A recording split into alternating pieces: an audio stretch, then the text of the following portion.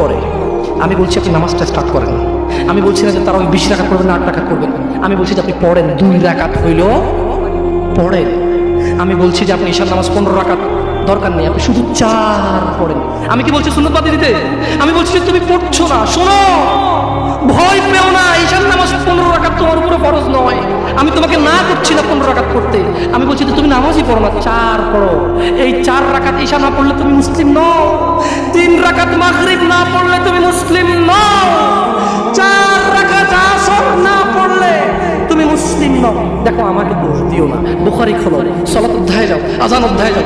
আল্লাহর নবী বলেছে তারা ওরা কাফির, ওরা মুশরিক, ওদের আমি মুহাম্মদুর রাসূলুল্লাহ সাল্লাল্লাহু আলাইহি ওয়াসাল্লামের উম্মতের মধ্যে পার্থক্য হচ্ছে নামাজ।